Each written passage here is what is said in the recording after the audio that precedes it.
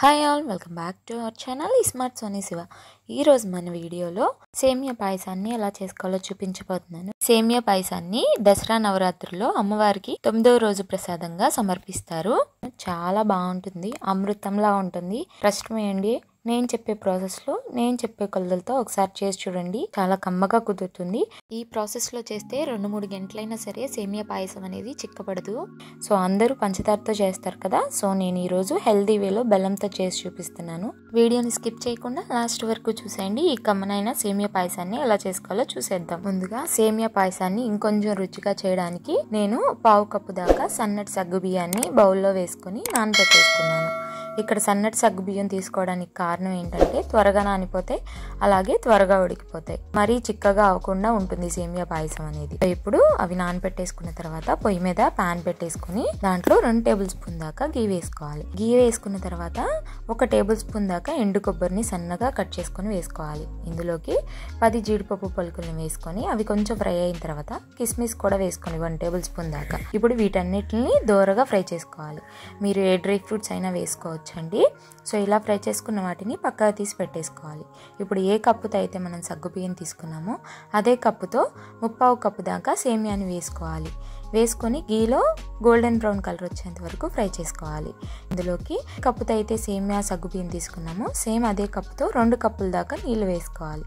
వేసుకున్న తర్వాత నానబెట్టుకున్న సగ్గు బియ్యం కూడా వేసేసుకోవాలి, నీళ్ళు ఏమీ లేకుండా. వేసుకొని అంతా కలిసే విధంగా ఒకసారి కలిపేసుకొని మూత పెట్టేసుకొని ఉడికించుకోవాలి. సో ఇవి ఉడికేలోపు మనం ఇంకో బర్నర్ మీద గిన్నె పెట్టేసుకొని ఇందులోకి 1/2 కప్పు దాకా బెల్లం వేసుకోవాలి. వేసుకొని ఇందులోకి 1/2 కప్పు నుంచి 1/2 కప్పు దాకా నీళ్లు వేసుకొని బెల్లాన్ని కరిగించుకోవాలి. సో ఇక్కడ నేను 1/2 కప్పు వరకు బెల్లం వేసుకున్నాను కదా, స్వీట్ ఎక్కువ తినే వాళ్ళైతే కప్పు వరకు బెల్లాన్ని యూజ్ చేసుకోవచ్చు. సో ఇలా కరిగిపోయిన బెల్లంని స్టవ్ ఆఫ్ చేసేసుకొని చల్లారబెట్టుకోవాలి, కంప్లీట్గా చల్లారబెట్టేసుకోవాలి. ఇప్పుడు సేమియాలు నేను వీడియోలో చూపిస్తున్న విధంగా ఉడికిపోయి ఉండాలండి. ఇవి ఉడకడానికి మినిమం 10 to 15 మినిట్స్ టైం పడుతుంది. మీరు కనుక బెల్లంతో కాకుండా పంచదారతో చేసుకోవాలనుకుంటే ఈ స్టేజ్లో పంచదారని వేసుకోండి 1/2 కప్పు వరకు. సో ఇలా ఉడికిపోయిన వాటిల్లో ఇప్పుడు 3 కప్పుల దాకా పాలు వేసుకోవాలి. ఇక్కడ మనం టోటల్గా 1 కప్పు సేమియా సగ్గు బియ్యానికి 5 కప్పుల దాకా యూజ్ చేస్తున్నాం. అంటే 2 కప్పులు వాటర్, 3 కప్పుల దాకా పాలు యూజ్ చేస్తున్నాం అనమాట. సో ఇప్పుడు వీటిని కలిపేసుకొని మూత పెట్టేసుకొని ఒక 2 నిమిషాల పాటు పాలలో బాగా సేమియాని ఉడకనివ్వాలి. సో 2 నిమిషాల తర్వాత సేమియా అనేది ఇలా కొంచెం చిక్కబడిపోయి ఉంటుందన్నమాట. ఇప్పుడు ఇందులోకి ఫ్లేవర్ కోసం ఒక 1/2 టీ స్పూన్ దాకా యాలకుల పొడి, అలాగే ఒక చిటికెడు కన్నా తక్కువ పచ్చకర్పూరాన్ని వేసుకోండి. పచ్చకర్పూరం ఎక్కువ వేసుకుంటే చేదొచ్చేస్తుంది. సో కొంచెమే వేసుకోండి. వేసుకోవడం వల్ల టెంపుల్ స్టైల్ ప్రసాదంలా అనిపిస్తుంది అనమాట. సో వేసేసుకున్న తర్వాత ఒక 1/2 మినిట్ వరకు బాయిల్ చేసుకొని స్టవ్ ఆఫ్ చేసేసుకొని పక్కకు దించేసుకోండి. ఇలా పక్కకు దించేసుకున్న తర్వాత మనం ముందుగా బెల్లం నీళ్ళని కరగబెట్టుకున్నాం కదా, సో ఆ నీళ్ళని ఫిల్టర్ చేసుకొని ఈ సేమియాలోకి వేసేసుకోండి. నేను ఆల్రెడీ ఫిల్టర్ చేశానండి, అందుకే డైరెక్ట్గా వేసేసాను. సో ఇలా వేసుకున్న బెల్లం నీళ్ళని కలిపేసుకోవాలి.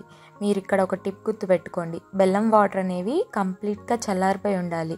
పాయసం కానీ బెల్లం నీళ్ళు కానీ ఏదో ఒకటి మాత్రమే వేడిగా ఉండాలి. 2 వేడిగా ఉంటే పాలు విరిగిపోతాయి. సో ఈ టిప్ తప్పకుండా గుర్తుపెట్టుకోండి. సో ఇప్పుడు మనం ముందుగా వేయించుకున్న డ్రై ఫ్రూట్ని వేసుకొని అంతా బాగా కలిపేసుకొని వారికి నైవేద్యంగా పెట్టడమే. అంతేనండి, చాలా ఈజీగా చాలా సింపుల్గా చేసేసుకున్నాం కదా, అలాగే హెల్తీగా కూడా చేసుకున్నాం. సో ఈ దేవి నవరాత్రుల్లో 9వ రోజు అమ్మవారికి ఈ బెల్లం సేమియా పాయసాన్ని చేసి నైవేద్యంగా పెట్టండి, అమ్మవారి ఆశీస్సుల్ని పొందండి. సో వీడియో నచ్చితే లైక్ చేయండి, మీ ఫ్రెండ్స్ అండ్ ఫ్యామిలీ రిలేటివ్స్కి షేర్ చేయండి. ఇంకా ఇలాంటి ఎన్నో హెల్దీ అండ్ క్విక్ రెసిపీస్ కోసం smart Soni Shiva channel subscribe చేయండి. మరో మంచి ప్రసాదం రెసిపీతో మళ్ళీ మేము ముందుకు వస్తాను. అంతవరకు సెలవు, బాయ్ ఆల్.